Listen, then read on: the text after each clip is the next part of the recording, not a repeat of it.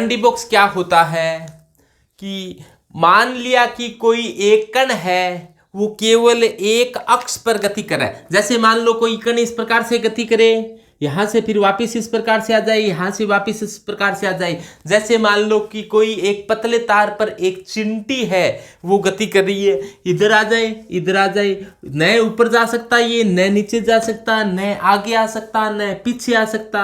इस प्रकार की गति को क्या कहा जाता है? 1D गति कहा जाता है। और इस प्रकार से एक 1D बॉक्स से बताया गया कि इनकी दीवारें हैं वो अनंत विभव की है, यानी कि इनकी स्थितिज ऊर्जा है वो अनंत है। अंदर का विभव क्या है? 0 है। अब देखो बाहर का विभव भी क्या है? अनंत है। तो कण बाहर है वो नहीं जा सकता है, कण बाहर नहीं जा सकता, अंदर का विभव 0 है। तो यानी कि ये कण इन दीवारों को पार कर कर बाहर नहीं जा सकता। जैसे मान लो इस बॉक्स की जो लंबाई है वो a है, यानी कि मान लो कि कण यहां से चलना शुरू करता है, यहां तक पहुंचता है तो कितनी दूरी तय करता है? a दूरी तय करता है। तो कण द्वारा यहां मूल स्थिति मान ले, कण द्वारा जैसे यहां से है तो अपने क्या कहेंगे? a/2 दूरी पर है। और यहां पर पहुंच गया तो कितनी दूरी पर पहुंच गया? a दूरी पर। और यहां पर क्या है? 0 है, यानी कि यहां पर x बराबर 0 है, यहां पर x बराबर a/2 है, बीच में पहुंच गया है तो। और यहां पर क्या है? x का मान क्या है? a है। तो यहां पर लिख दिया x बराबर 0, x बराबर a दूरी पर है। इसके लिए अपने श्रोडिंगर वेव इक्वेशन लगाएं इस 1D बॉक्स के लिए। तो श्रोडिंगर वेव इक्वेशन आप जानते हो कि del square psi upon del X की square plus del square psi upon del Y की square plus del square psi upon del Z की square plus 8 pi square m upon h की square e minus v psi बराबर 0। ये होती है, हम सभी जानते हैं कि ये श्रोडिंगर वेव इक्वेशन होती है।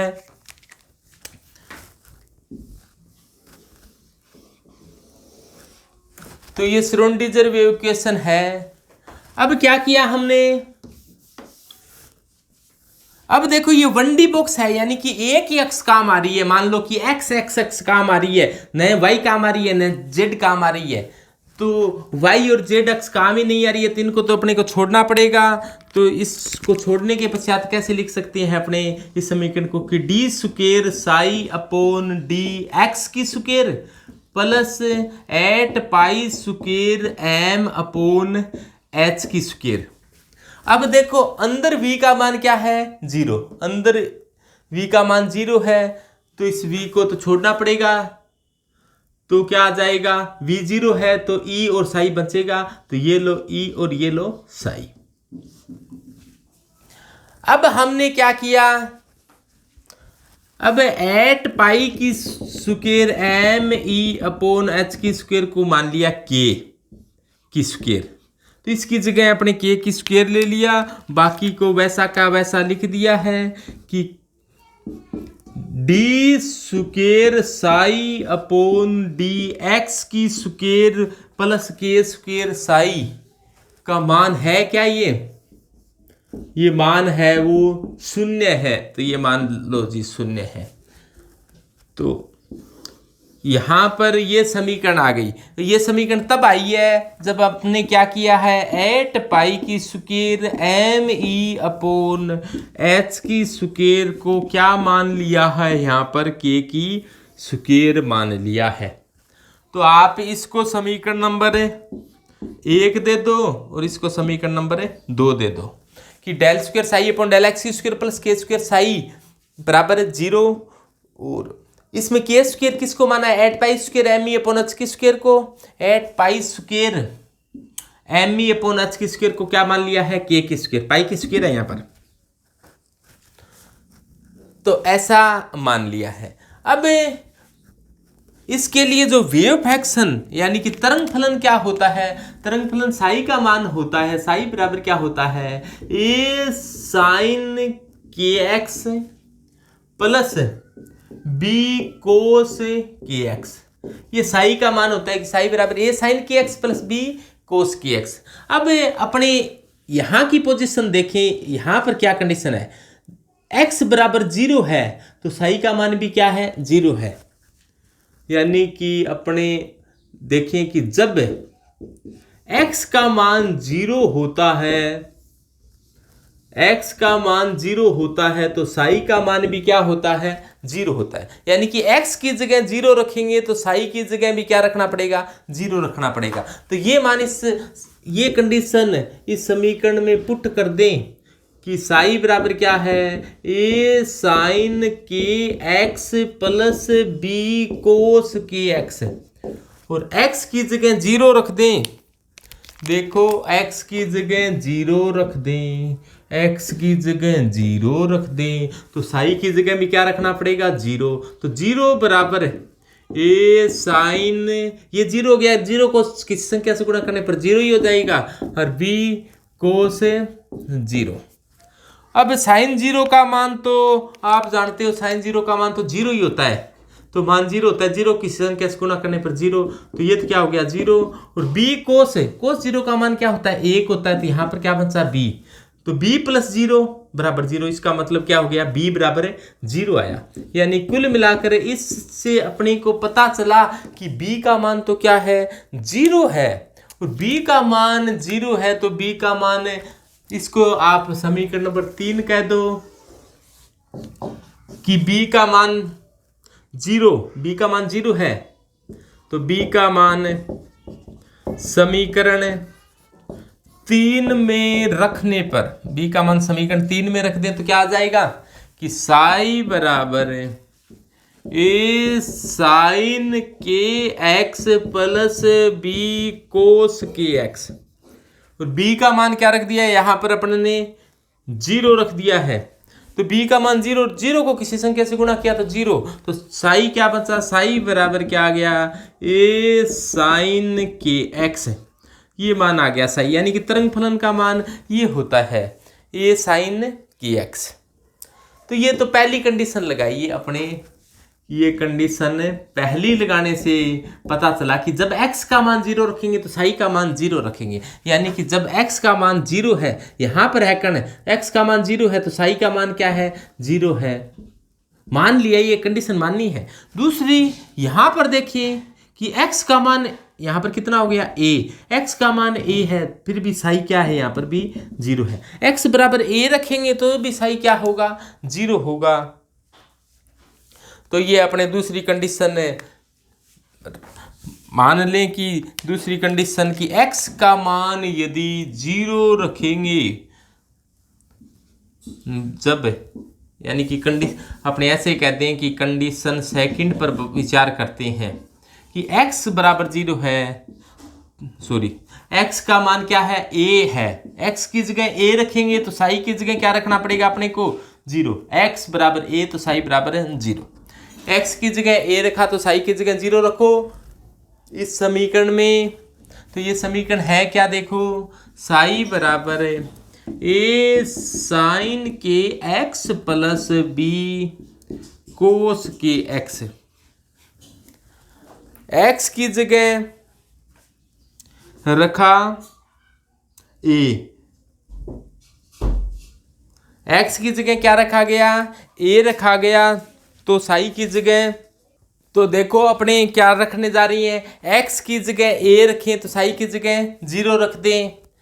तो तरंग फलन का सूत्र क्या था, a साइन की x प्लस b कोस की x, तो b का मान तो पहले ही 0 आ गया था, ये तो टर्म क्या होगी, शून्य है, या आपने बचा ही है a साइन की x, तो b का मान 0 निकालने के कारण ये टर्म शून्य हो गई थी। तो x की जगह क्या रखा आपने, x की जगह a रखें, x की जगह a रख दें तो साई की जगह फिर क्या रखना पड़ेगा अपने को, 0। x की जगह a रखें तो साई की जगह 0।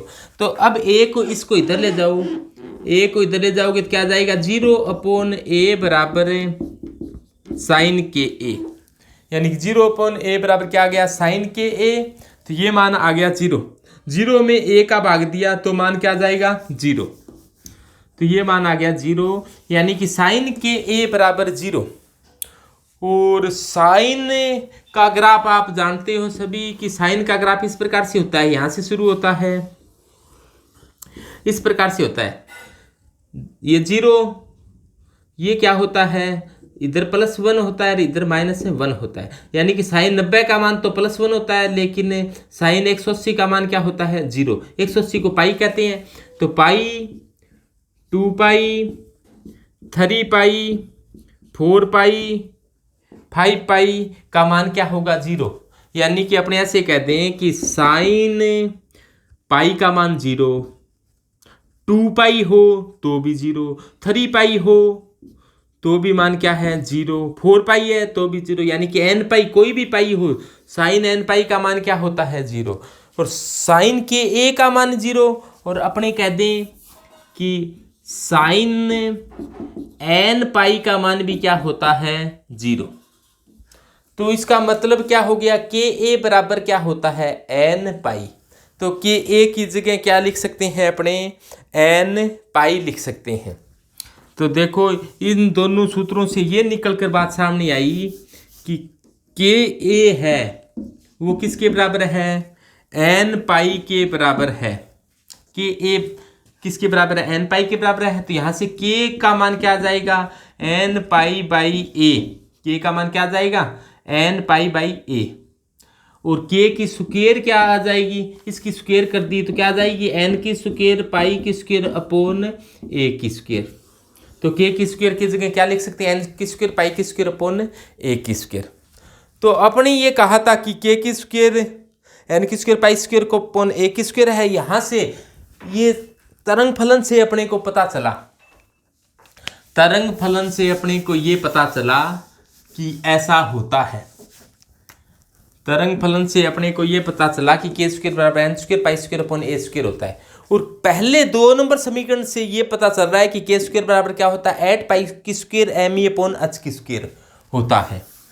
तो ये मान और ये मान, इसको आप मान लो कि समीकरण नंबर 3 थी, इसको समीकरण नंबर 4 मान लो, इसको समीकरण नंबर 5 मान लो, इसको समीकरण नंबर 6 मान लो, और 5 और 6 की तुलना करिए अपने कि 5 व 6 से के का मान निकाल लिया के की स्क्वायर से, तो 5 व 6 से क्या निकाल दिया, के की स्क्वायर का मान, और आया है इसको मान लो कि 7 नंबर की इक्वेशन आ गई। अब देखो ये के की स्क्वायर बराबर है, ये भी के की स्क्वायर बराबर है, तो इन दोनों समीकरणों की तुलना कर लें, यानी कि 2 व 7 इक्वेशन है, इनकी तुलना कर ली जाए, 2 व 7 इक्वेशन की तुलना कर ली जाए।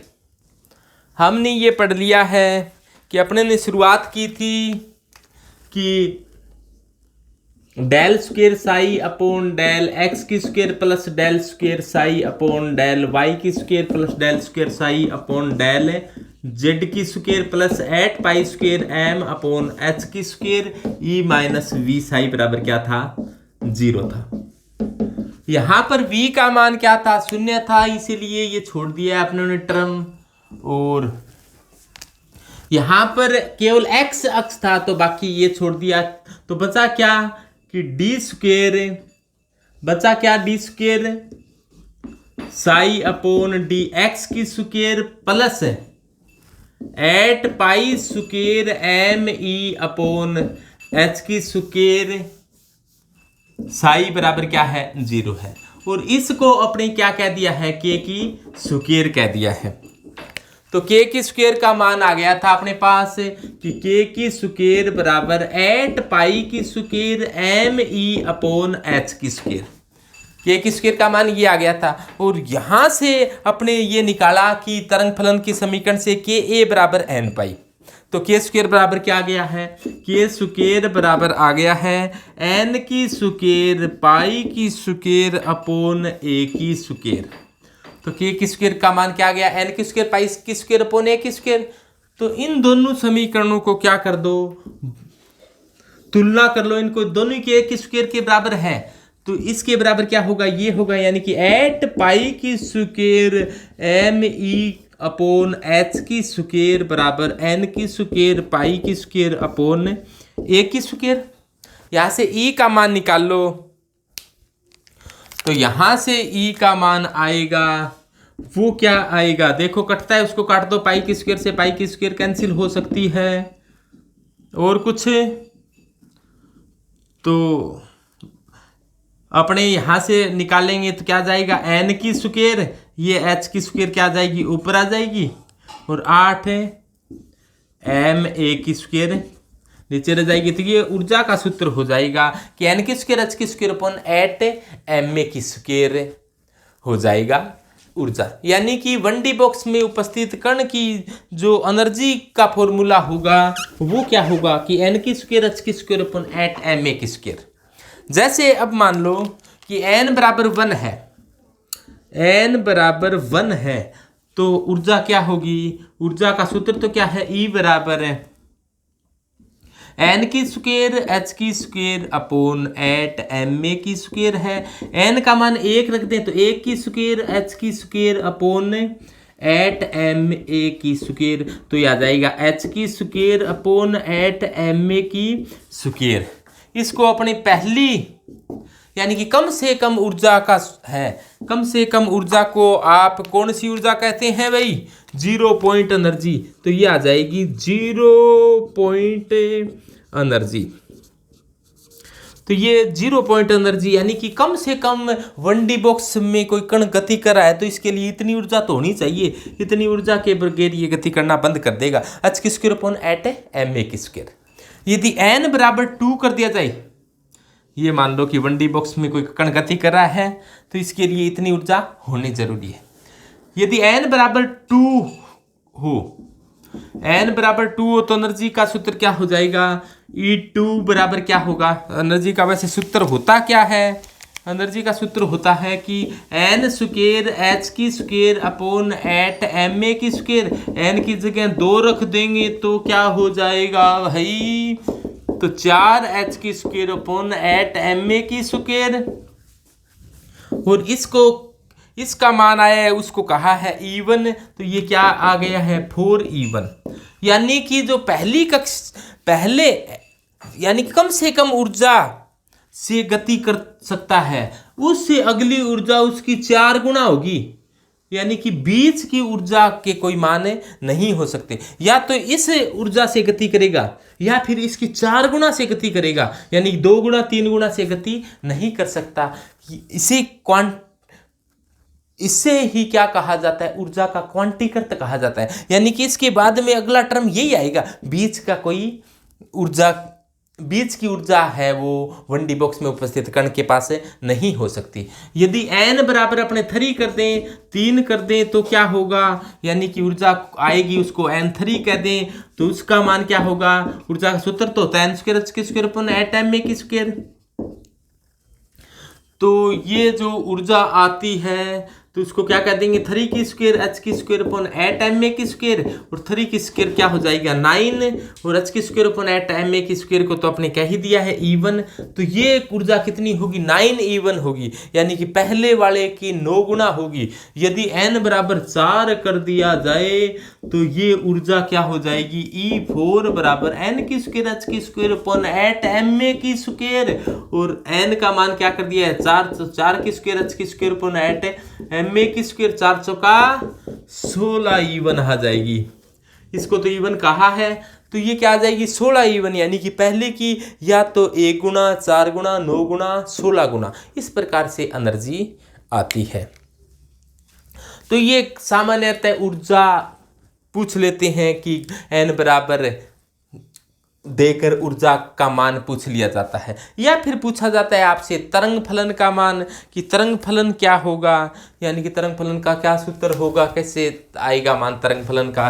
तो तरंग फलन का जो सूत्र निकाला था अपने कि 1D बॉक्स में उपस्थित जो कण होता है उसकी तरंग फलन का सूत्र क्या निकाला था कि साई बराबर क्या था कि a sine kx plus b cos kx, b का मान 0 होने के कारण ये बच गया था a साइन kx, और k का मान निकाला था, k का मान क्या था n पाई बाई a, तो k a बराबर निकाला था n पाई, तो k a बराबर n पाई, तो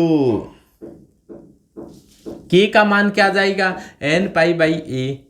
तो के की जगह क्या लिख सकते हैं अपने, एन पाई बाई ए। तो ये हो जाएगा